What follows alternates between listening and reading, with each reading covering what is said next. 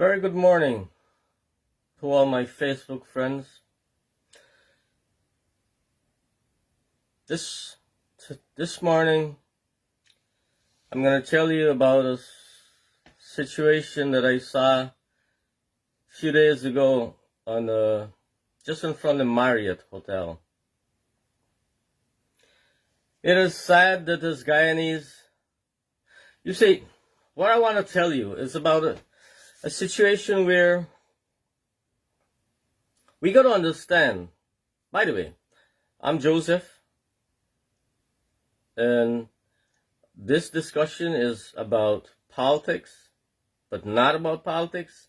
It's about a nation that is so divided that they've lost their soul. They don't even know they're a nation.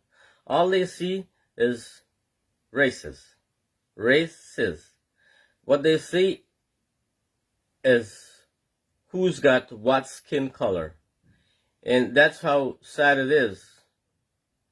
Now, I'm gonna have to ask you to go back with me to a time a few hundred years ago.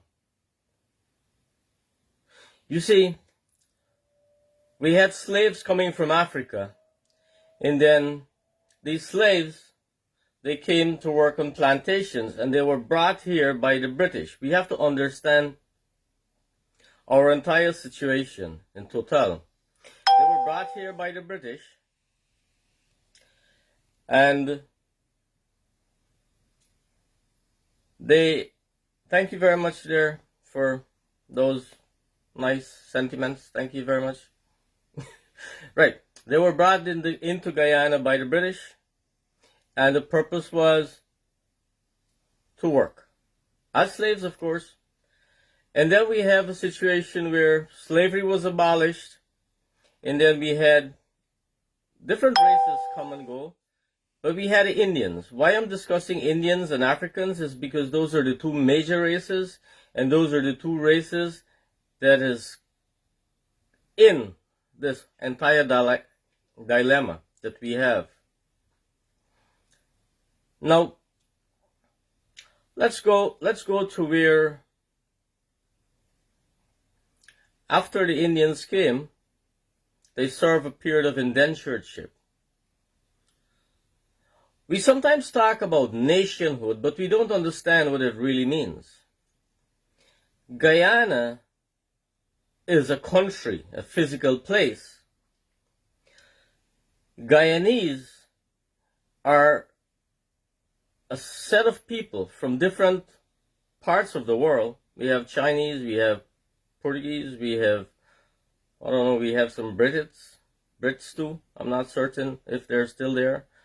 But we have Africans, Indians, Amerindians, whatever else we have. But we have 6 races. And a whole lot of mix-ups after that. What is important is that these 6 races became one nation. Now, it's important that we understand what is nationhood. It's like these people they somehow enter into a marriage arrangement. They had to do a certain set of things together so that they can survive, be happier, be in a better place together. Now, we remember up until the 50s, we were being managed by the British. They held the reins of authority, and we worked, we paid our taxes, and they controlled the taxes. Up until that time, I want to remind every Guyanese, and I'm speaking to Guyanese here, please. People from the country that sits on the northern tip of South America, Guyana. Up until then, the US dollar against the Guyana dollar was 2 Guyana dollars for 1 US dollar. We were equivalent in financial strength to Canada. All of us know where we are today. And we have people telling us a whole lot of things, and I'll be grateful if somebody with the right accounting skills and financial qualifications could explain to us why we are where we are. I'm not going to get into things that I don't understand in detail, but what I do understand is that we still have a situation where we have races. And because of our racial makeup and because of racial manipulation, let me go to this position that I have where we were being managed by the British. Our country was being managed by, and I have to say this, by white folks from England. But our people told us, and this was Burnham and Jagan, two guys, told us in those days that, you know what, these people are stealing our resources. Whatever the truth is, these people are enslaving us, they're abusing us work-wise. I remember there was something we call them martyrs today, but they were fighting for labor rights. But we made those white guys to look like demons. We made them to look like a bad person. I'm asking you Guyanese today, why is it every one of you wants to get out of Guyana and go to a white country or a country that is managed by white people? If they were so bad in those days managing our country, and I want you to realize that if those people were still there, our country would have been attracting. In those days, many people from the Caribbean used to go to Guyana to work. We were known as the breadbasket of the Caribbean. And that is shortly before Chetty and Burnham got into power. The breadbasket of the Caribbean. Don't forget that. Here's the issue. Now that we are the breadbasket of the Caribbean, these two guys could get power. We got independence, which has not done us any good from that day to now. The only good it has done is give a few people who are politicians today the authority to live the way that they condemned the white man for living. They said that the white guy in that part of the world, in Guyana, the white guy who owned those sugar plantations, the white guy who had the authority from England, from the Queen's England, to manage our affairs, those guys, we said, weren't good to us. But we still gravitate to countries like America, England, British Virgin Islands, U.S. Virgin Islands, Canada, all the countries that we go to, we would rather go to are countries that are managed by white people. So please accept today that we were being lied to in the first place in Guyana. Now, let's look at the next dynamic that is really affecting our lives. I don't know. I really want to get this message across to us as a nation. Now, we understand how we became this nation. We became this nation because we live in the same place and our livelihoods depend on this place, and we had a management system that would benefit the whole or benefit all of us in an equitable manner, depending on how much we produce. The system gives us the opportunity to produce. That's what the system is supposed to do, and ensure that our benefits are equitable based on what we are capable of doing. Shortly after we had Burnham and Jagan, we had a split. We had a PNC, which was a whole lot of black people. Now, I'm coming back to a few days ago where I saw we have an issue where we recognize now as Guyanese, And I want to mention a few honorable people, and one of those guys, and honorable is not politicians, man. Those are the most dishonorable people we have in Guyana, politicians. Those are selfish, greedy. I mean, they're lost souls as far as I'm concerned.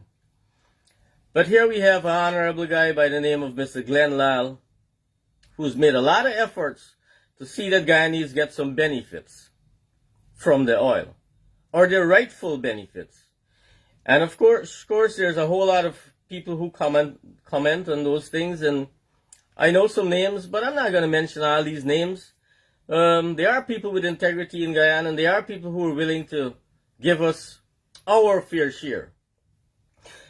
But the disconnect is because we don't understand as a nation that what is important is what is important in our management, in the way our lives are managed, is not the color of whose skin is managing us.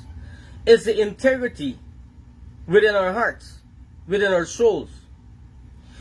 Now, of course, that's almost impossible to find.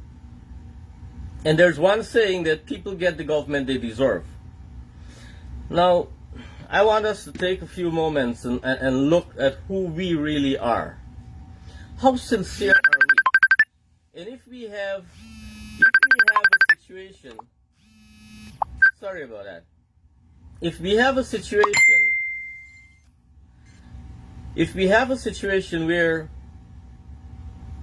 that's a call that came through there. I'm very sorry about that. Yeah. If we have a situation where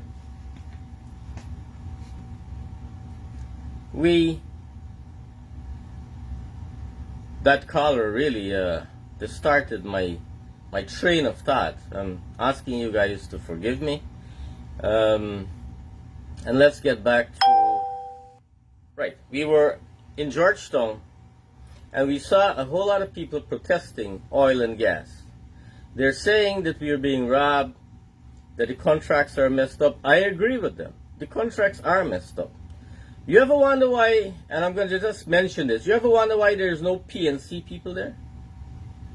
No AFC people there? Listen, Guyana, no PPP people there? It is because, you think about it.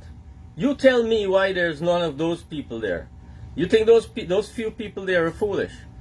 Well, I'm telling you this. There's a whole lot of Indians all over in Guyana who knows that the present government, the current government, is robbing them blind. But they're hoping to get these handouts. And these handouts will satisfy them. I think the races are very unfair to each other. And you think, because I'm mentioning races, that it might be a bad situation. It's not a bad situation. It's a real situation. We have to be honest here. We have to be truthful. And I'm going to take you right back to the 60s and the 70s. From the breadbasket of the Caribbean, Burnham brought us to the beggar basket of the Caribbean. And you know what is so sweet about that? People of black origin or African origin still think that he's one of the greatest souls that ever lived in Guyana. How do you expect today to have Indian people supporting a cause where the Indian government is doing wrong when you as a black nation or a black race supported the evil that was? Supported Burnham in everything he did. He did so many horrible things. He rigged the elections. He caused so much distress. Do I have to get into the details of the distress? You were part of the set of people that left Guyana and went all over the world. You people watching me or would watch me today, tomorrow, whenever, you were part of that disconnect from nationhood, where you had to run, you had to leave. You had to leave Guyana and go to every other part of the world just to survive, to have bread to eat. Then we were, before Barnum started, the bread basket of the Caribbean. It means that we supply them with food. They came to work in our mines. We were managed by British then, and partly by Chedi Jagan. Now, if we're saying, now we have to be honest. If you don't expect a marriage to work with dishonesty. We have to be honest here. We have to understand that and I'm talking about the African race here, in Guyana, not nowhere else, in Guyana. We have to recognize that we celebrated a situation that was wrong, that was evil, that perpetuated evil, that caused us to suffer, that caused the entire nation grief. We celebrated a man that did not respect his mandate. His mandate should always be to serve the people in the people's best interest. He was there, Barnum I'm talking about was there. But then again, how can you serve people in their best interest when you were rigging the elections? You weren't having the will of the people. So you were unfair to a nation. And you know why all this happened? Because we, as Guyanese, we saw the black and the Indian. That is what we did. We saw races. We saw something as cosmetic as the color of our skin and the texture of our hair. Now you tell me, we live in Guyana. We're all over the place in Guyana. Don't we know that there are black people who are genuinely sweet? And there are Indian people who are genuinely sweet? And we have people of both races that are so disgusting and so, whatever. We have people from all races who are good, who are bad, and who are in between. And we have genuine people. And what I'm doing here has nothing to do with me. I don't want anything from Guyana. I don't want to be in politics in Guyana. What I'm trying to do is recognize the truth about Guyana. I'm done with politics. But if we don't recognize the truth, then we're going to be stuck in that place. And I'm seeing from the 60s to today, we have been manipulated by our leaders. And I'm going to tell you how that happens.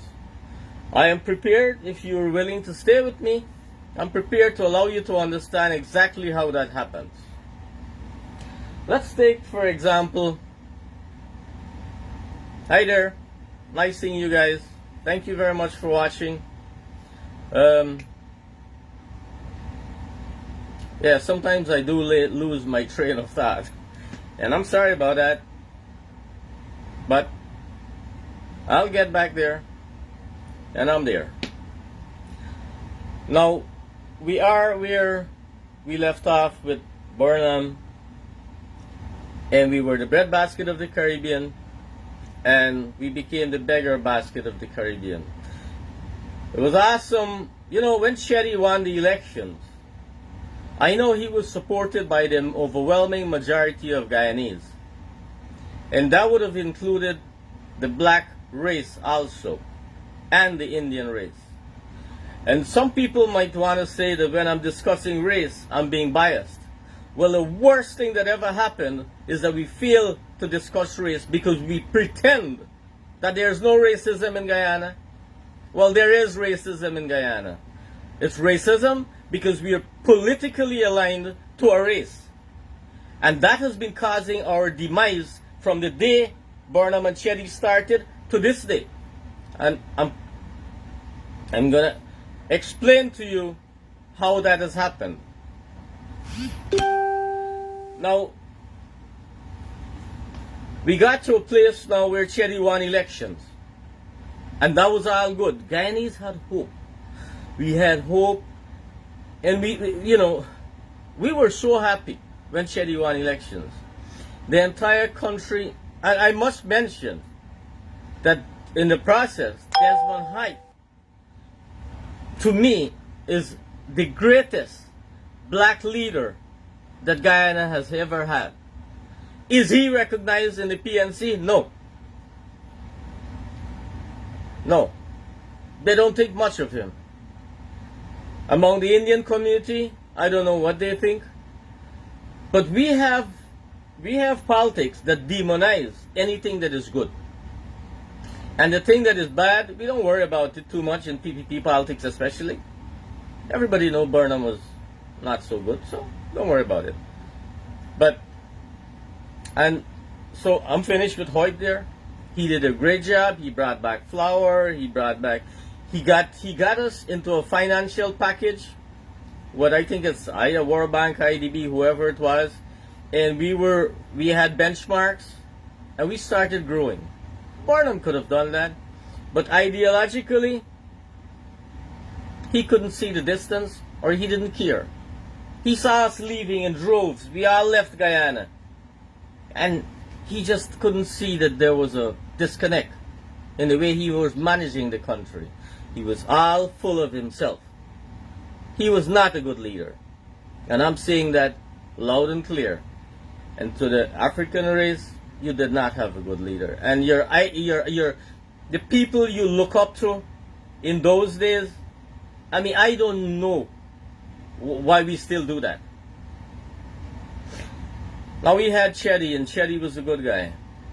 But God rest his soul. And there are stories about how he died. About some guy who was corrupt, caused him heart attack. I don't know about that story. Maybe that story has something to do with something. But let's allow that to be for now. I want to recognize. And remember, I'm going to always come back to where we were today, a few days ago, protesting. I'm asking us, doesn't the Indian community recognize that the government currently, based on all the things that Glenn Lyle has been discussing with us, all the media, or don't we care to know that we are being robbed in a great way? Don't we care? Doesn't it matter anymore? Doesn't it matter that our grandchildren, who should have been living in a first world country, which is what Guyana would be, would continue live like how many other countries in Africa are living, because their politicians steal their wealth and their resources on a momentarily basis. Our politicians in Guyana are currently stealing our wealth in a major way. It's so big you can't imagine. And I want you to listen. If whatever I'm saying, if it don't make sense enough, please listen to all the videos of Glenn Lyle. Kiteshore News, whatever it is, just go there, get those information. And the thing is, the guy has done such a great job, he's willing to discuss this with anybody in power. Do you think the people in power want to discuss it with him? No. They cannot. And they will hide. Just like how during the 4 years or 3 years that Granger was in power, he hid from the nation. But that's the next story. That's a totally next story. What I'm trying to say now is that it is sad for the people that were protesting there. Because whilst they're doing a great job, I didn't see many Indians out there. You know why I didn't see many Indians? Because Indians do not want to be associated with anything that has to be an anti-Indian party. They're afraid to. They would be... And what I'm encouraging Guyanese to do now is to understand that the people of your race is not going to manage the country better for you. They're going to manage it for themselves. Let's go back to the Bhagavad Gita, for example. When Arjuna And Krishna had that discussion. And Arjuna said, those are my relatives. What did Krishna tell him? They look like you. You think they're your relatives. They're all family, right? No, they're demons. But it took a God, or a God consciousness to see those demons. I'm asking all us Guyanese today to see the real demons. To see the demons in the human being. And don't allow skin color to make that determination. There are people of black race that are extremely honorable. And there are people of Indian race that are very honorable. And honor and integrity cuts across all races. But we as a nation, we have the problem. You see, the guy, I want to explain this to you. It might be difficult to conceive at this moment. But we have a problem where we have... Sorry about that. We have a problem where we have... I need to turn my phone off when I'm doing this because this is so disgusting. You know, I mean, I'm sorry, I'm doing this on phone. Yes, I probably need to call a few people and say, hey, don't call me when I'm doing this, man. Anyways, my objective is to allow us to understand that our problem is not an Indian one or a black one. Our leaders are outsmarting us. The PNC is not protesting oil. They can't. They're in bed with the oil company. You see, it's not so much like they're in bed. Why are they in bed? Why is it that Bharat today is not doing all the things that he needs to do to ensure that Guyanese get benefits? Why? It's so simple. These people have been making deals 20 and odd years ago, since in the 60s. I'm not sure about deals that Burnham made, but I know he mismanaged many projects. And if it was corruption or just pure incompetence, I'm not sure. And just for the record, let me mention a few of them. There was a road that was supposed to go to Oriel. It never did. The money was squandered. And maybe we're still paying those debts. There was a bicycle factory and a glass factory. Those were simple projects. I don't know if he took loans for them. I would like to think so. Those monies were squandered. The project that was nice and all perfect, it was done by a British company. As the Berbice Road. And that did what it had to do. Kanji Bridge did what it had to do. It was on the Burnham in the 70s. And it goes to say that if you take a certain companies to work for you, the integrity is there also. Anyway, what I'm getting at is integrity. Or let's put the God in the human being. Do you think that the people of African race don't appreciate God, or the people of Indian race don't? You know, there's a next disconnect there, because when I was growing up as a kid, I used to be a Seventh-day Adventist. I grew up as a Seventh-day Adventist. I was taught that other people, and they said these were idol worshippers, and I understand. But when I looked at the people themselves, I don't see the difference in characteristics between the Indian person or the African person. They both want to live, they both want to strive, and they both want to do all the good things that needs to be done for themselves. I am going to leave you with a few messages. One, there is nothing good about holding on to a government that is evil when it looks like you.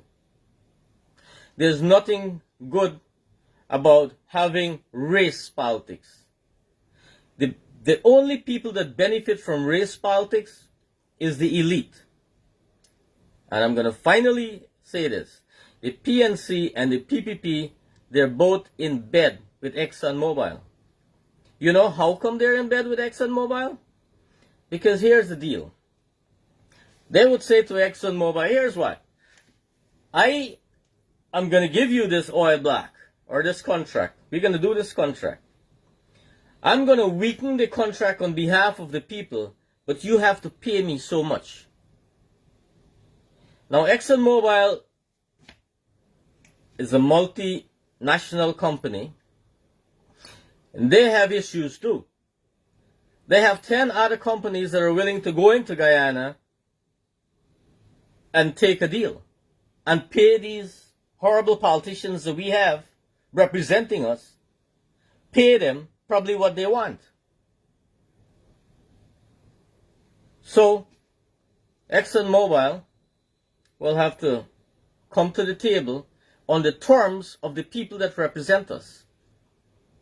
The people that represent us represent themselves.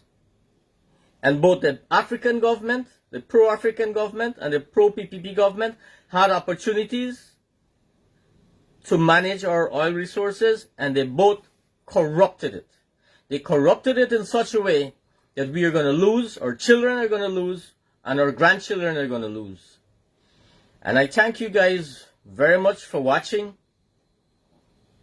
Thank you very much for your thoughts. And I'm so sorry that we are still in this dilemma. It is my intention to continue this discussion, this discourse, for as long as it takes to fix it. It is not true. It is not true. It's a total untruth that integrity lies in a race. Integrity to manage our financial resources doesn't lie in a race. It lies in integrity. And we have to choose the best person regardless of which race.